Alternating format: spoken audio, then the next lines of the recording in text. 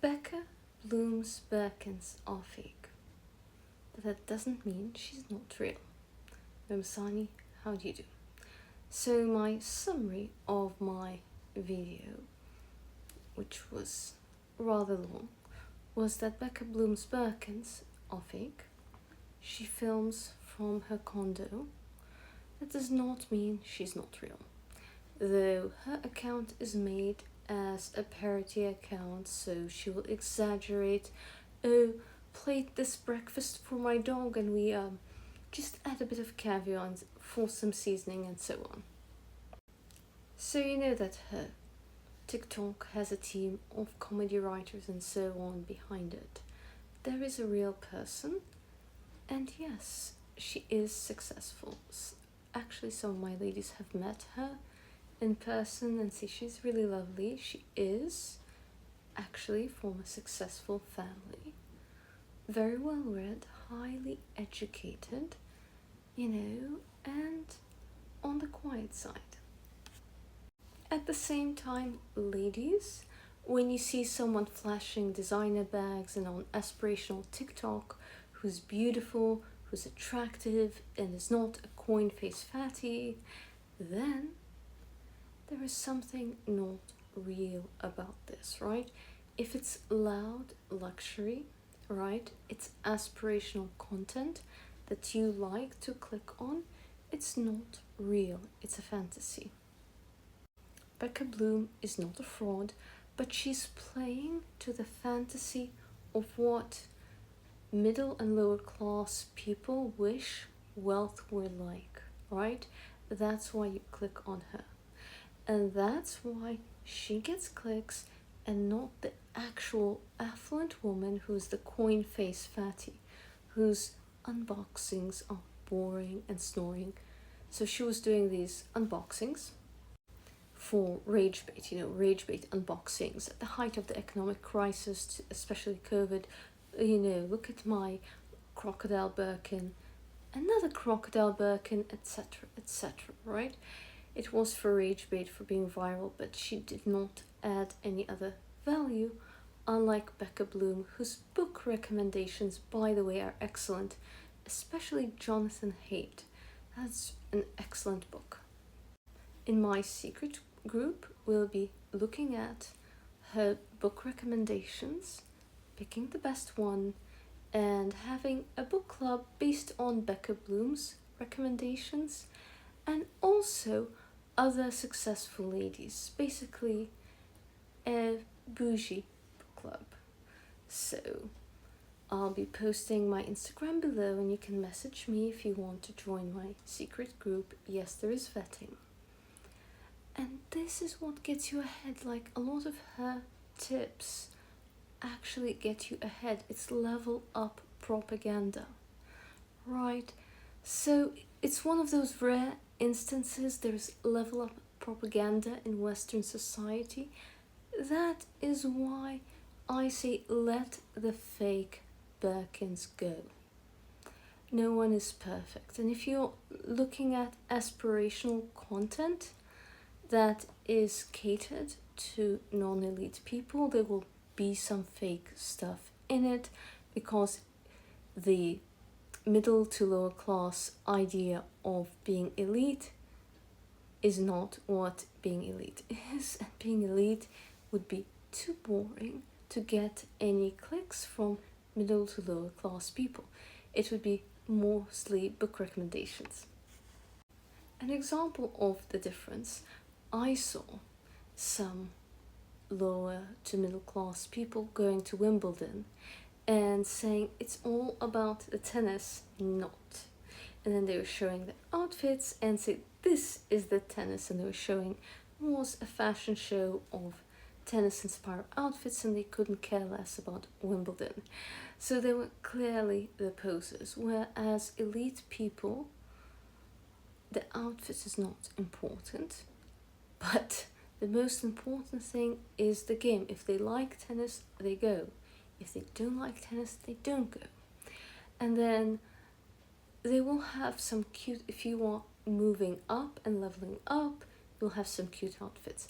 Especially if you want a sugar baby, a mistress, an immigrant, or you married up, sure. But if you were born elite, maybe you don't care. The only thing is you're not half naked. Other than that, right? Your outfit is appropriately modest enough for the place that's respectful. That's it. The best way I can describe being actually elite is, if you are the scholarship kid who cares about being in an Ivy League school, that is probably, the best proximity you have to being elite. Very just Ivy. It's not about aesthetics. They actually care about studying, connections, and networking, so on. But they're so balanced. So you should be presentable, but you should also be intelligent, and elite go for balanced individuals. So, in summary, my former manager who worked at Nordstrom said that when an ugly woman attacks a pretty woman or slanders her, then we believe the pretty woman. We don't believe ugly women. We don't do that. Because it is the biology of attacking, and there's scientific research behind it, okay? And I'll include that. But I also did end up gaining around 30 pounds last year because I just had bad eating habits, eating too many cookies, dates, figs, late night snacks, and just not healthy habits at all. And so now none of my fabulous clothes fit, which is sad. Women punish other women for being too ambitious, and if you don't believe me, keep watching because I found a 2013 study that literally proves you wrong. This is the study right here by Dr. Joyce F. Benenson. She teaches at Harvard, and it's available through the National Library of Medicine's database if you want to check it out. It's called The Development of Human Female Competition, Allies, and Adversaries. Sharing the results of this study went very viral on my Substack, so I'm excited to share it here, but warning, it is a bit controversial. So Benenson specifically focused on girls as young as 3, as well as girls in their teens closer to 15 years old. And she studied these groups of girls in different group activities while also studying boys in the same group activities. And she worked with linguistic researchers to ask the girls questions about their perception of other girls in the group based on their different behaviors. And it's important to note she worked with children across races and cultures. And across the board, the results were the same. The researchers concluded that a girl cannot assert social power or superiority as an individual without risking other girls' denigration. If certain girls performed better in the shared activities, they were viewed as less liked by other girls in the group. But it was the opposite for the boys. The more high-performing the boys were, the more they were liked by their peers. As a result of this, girls avoid employing signifiers of high status, meaning they avoided sharing their accomplishments when they did well or even joke telling. The study also showed that girls evaluate each other based on niceness or a lack of competitiveness, whereas the boys were drawn to more competitive, high-performing boys. Girls were also more inclined to play the games where there was no clear winner and they were just sharing an activity together like jump roping and everyone could kind of get applause, whereas the boys were very clearly drawn to games where there was a clear winner. And when the girls had to play games where there was a clear winner, the winners expressed a lot of discomfort. And if the winner boasted or was show-offy at all about them winning, that winner was rated mean by the other girls. This study was very revealing to me because I've always felt like ambitious women seem very intimidating and very dangerous. When an ugly woman attacks a pretty woman and slanders her, never believe her. Because one day you will be slandered and attacked. You want people to treat you the same way? So no. Always look who is prettier, who is uglier, okay? And when someone who is less attractive is nitpicking on someone attractive, then the nitpicker is wrong if they're less attractive. However, if they're equally attractive and then someone criticizes, critiques, because on YouTube we do have to critique, right? If I critique somebody who is as beautiful as me, right, then it means that she's doing something wrong, right? So when I'm attacking, I don't attack, but accept this Jamie person. If I criticize someone more beautiful than me, right? It's jealousy and it means that I'm bothered.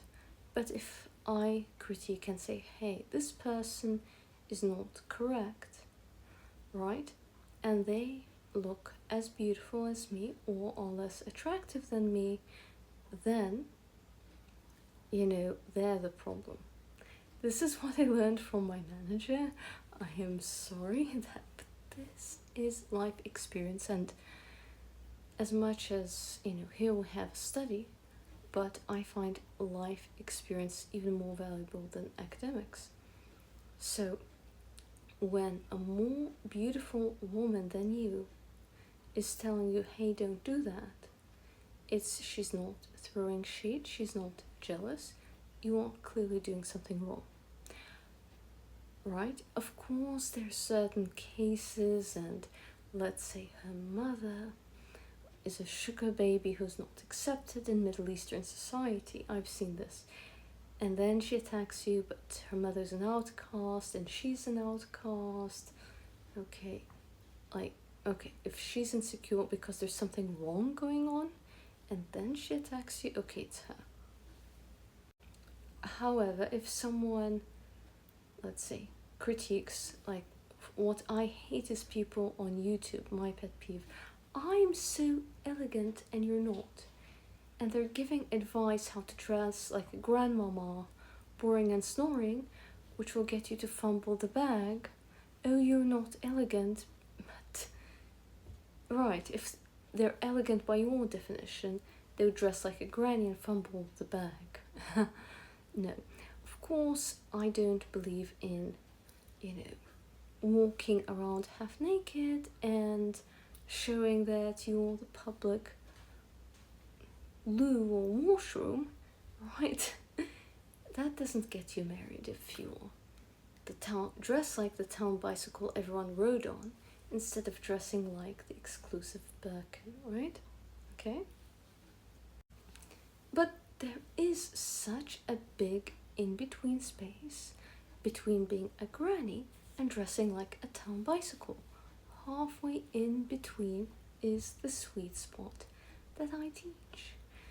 You dress sensual, but not so much that you're public property. You don't want to dress cheap and easy, but you don't want to dress boring and snoring, and you have to know where the line is and walk right up to the line of vulgarity, but do not cross it. Becca Bloom's Birkins are fake, okay? Most of them are super fakes.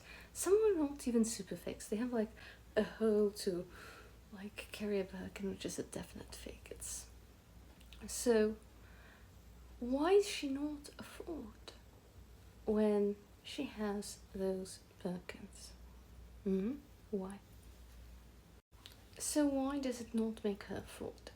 Well, an affluent woman wisely once said the following, that a expensive watch such as a Philippe Patek or a Rolex only confirms the affluent status of an affluent gentleman, and the fake Rolex only confirms the status of an affluent gentleman, whereas a real or fake Rolex only confirms the poverty and low status of a poor gentleman. How so? So, if we find out that Jeff Bezos is wearing a real Rolex, oh, good for him. If he's wearing a fake Rolex, oh, that means he's financially savvy, and that's how he got to the top, by being financially savvy. That's true, right? So, signifiers of status only confirm where you are. Okay, if you're in close to the upper middle class already, that's different. Now, for most people, they only confirm where they are. So, if you are the 22, 23-year-old intern, and male intern, showing up with that Rolex, right? It will seem fake. If you're poor, Even though you have a real Rolex, it will seem fake and confirm your poverty. Or you would look financially illiterate. Or maybe you have a sugar daddy, right? So, they would not look kindly on a poor person wearing luxury, right? Are you financially illiterate, etc., right? And if it's fake, oh my goodness, you must be insecure. You're a loser. You try to make me think that you are something you're not. And people will be very harsh on a lower status person, and it will only confirm that they're lower status at the bottom of the hierarchy, right? Now, if you're middle class, especially if you're a person of color or neurodivergent or anything like that, and you're female on top, then one of those bags will make you more socially acceptable, right? So if you're not rich, it's just one of those dicey areas, and so you're like, okay, you're safe, right? So people say, oh, you're Arab, you're a terrorist, but then if I go wearing designer logo, then I'm the acceptable Arab and I'm treated better. Or I'm that weird neurodivergent, but if I'm pretty and I have the right handbag, that people know what that is, treated much better. Fewer mean girls. I'm serious. However, at the very top of society and at the very bottom, it does not matter if they're wearing a fake or real. If someone is broke, it doesn't matter if they wear fake or real. And if you're a student, right? If you're very young, if you're in your early 20s, maybe you have money, but your fellow students don't, or your fellow interns don't, or fellow young professionals don't. Okay, let's say you're 23, 24, and everyone's figuring out life at that point, right? And you have an expensive bag. Happened to friends of mine, they got a gift from they're wearing their mama's bag or grandma's bag, or they're driving their parents' car. They borrowed their parents' car, and then people think they have a sugar daddy. Or borrowed their mom's bag. This happens, right? So they learn the lesson that, you have to be a bit older to wear something that expensive that should be age appropriate. Because if most people your age are poor, then if you're assumed in this category and then you're wearing something or driving something so expensive, it just confirms your age and that people your age are broke, and then you're just weird, right? So that's why I recommend just minor status symbols like Ralph Lauren sunglasses. Like, that's probably the most you should do until 25, and the rest should be quiet luxury. I'm a full Miss Universe finalist, certified stylist, color consultant, and image consultant, and couturier. Becca Bloom still has the best level up tips on TikTok, I would know. And she speaks the language of money. If you hear the Ivy League educated information that she brings, that's the most important part. Notice her style. It's based on how affluent New Money girlies actually dress. And it's not all beige and boring and granny style.